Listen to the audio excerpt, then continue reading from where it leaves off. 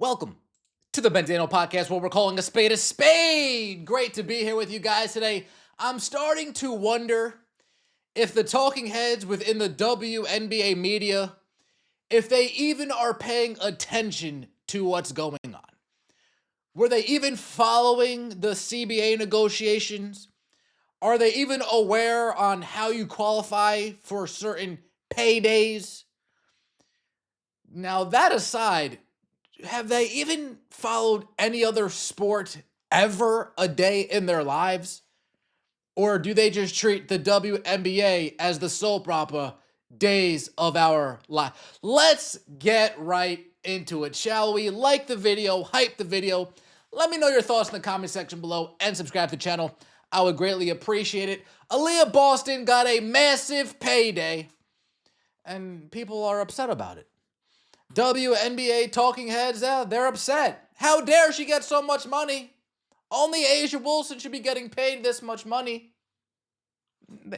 I'm assuming this person just doesn't know the basic math that on an average year basis, A'ja Wilson's still getting paid more than Aliyah Boston. I'm not sure if she follows sports to know you don't necessarily need to be the best at your position to get paid big. A lot of times it's just your turn. How many times in the NFL do we see a quarterback get a massive payday and then the quarterback next year gets a massive payday? Well, is the quarterback that got paid after are they suddenly a better quarterback? No. It was just their turn to get paid. You could just look at Joe Flacco's contract with the Baltimore Ravens after they won the Super Bowl. It was just his turn to get paid. You look at baseball. Aaron Judge, Shohei Ohtani. Well, Juan Soto's getting paid. Aaron Judge, it wasn't his turn. It was Juan Soto's turn, so Juan Soto got paid. People that follow the WNBA, I'm beginning to question if they've, watched other sports before. You see it in the NBA all the time. A player gets paid, and then next year in free agency, another player will get a record-breaking contract. Why? Are they better? No. It's just their time to get paid. Let's see what we have cooking up for today. Aliyah Boston got her bag. A'ja Wilson got her bag. Were we a little surprised by the numbers? Maybe.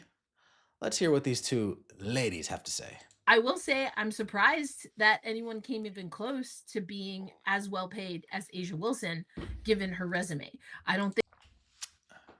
Do I need to say why that's hogwash?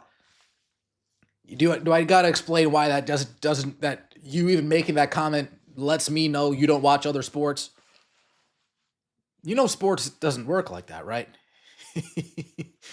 Teams just get money. Oh, well, I don't have A'ja Wilson on my team, so I'm just going to pay. It doesn't work like that, right? Okay. I think that's a sweeping indictment of Aliyah Boston. Do I think A'ja Wilson should be the highest paid player, or at least one of them? Yes.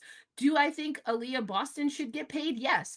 Are we going to see players that have more championships, more years in the league, and even MVPs that are not getting paid as much as Aliyah Boston? Clearly, because Aliyah Boston and A'ja Wilson now are in the same tier. But also, yeah, that's usually how it works in sports. have some of those players taken a team-friendly deal so that they can build a squad with other players that likely should be or definitely could be in conversation to get paid as much as we're going to see Boston and Wilson get paid. I think when people hear numbers, like we heard with both of these amazing players, all they're thinking about is who made more. And I get that. It is a factor. I was shocked myself when I saw that Aliyah Boston got the contract that she did, but I also said, go on, girl, get your money. Contract. Do they know about this epic provision in the new CBA? Do they understand the concept of if someone doesn't pay you, someone else will? Do they understand that players usually within the top 5 of their position are hot, sought-after commodities?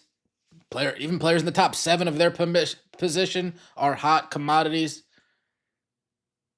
If they go somewhere else in free agency, it's usually for a bigger bag because the team you were initially on prior said, I'm not going to pay you, and then somebody else did.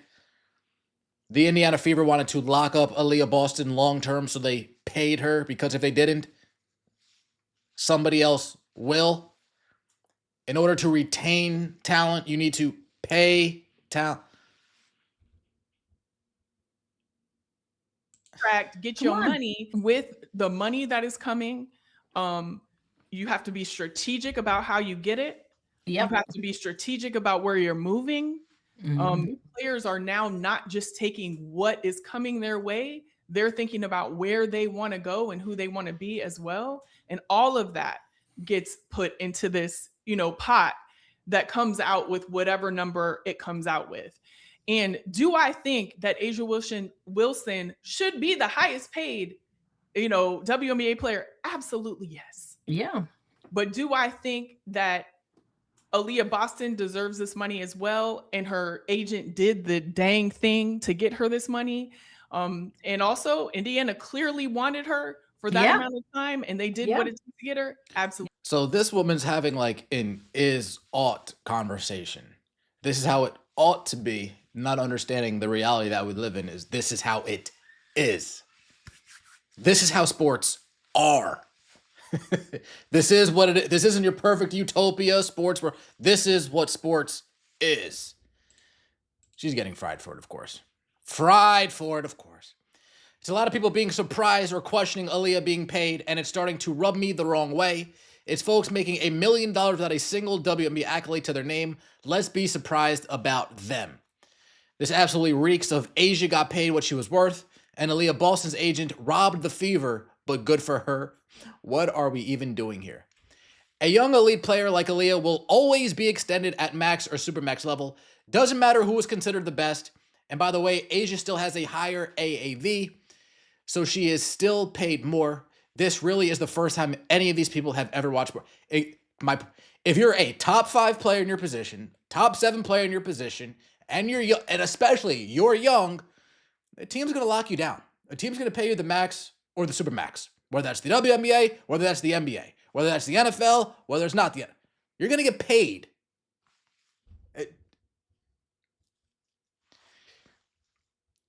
It's just almost like they've never watched sports before. Fun fact, a Supermax contract can't be given to any WNBA player who is scored or makes all WNBA team. It wasn't just a special contract so that Asia Wilson could be the highest paid player for the rest of time. Unplug their mics. These people clearly don't understand what a Supermax contract is. There isn't a specific contract just for Asia. It's literally a Supermax or max. Yeah, the great point. If this was baseball and they didn't have a salary cap and they just wanted to offer absorbent amounts of money, okay. Well, then you'd have a little bit of a leg to stand on. But the market also dictates that. The market also dictates that. P brains. See, then trying so hard not to come off as haters. Neither of these ladies know what a salary cap or a supermax is. Yeah, I don't think they actually understand the CBA and how you qualify to get paid. Asia Wilson's only one person. She plays for one team. We know what it is. You're going to pay a top player on that position the Supermax, because that's how it is.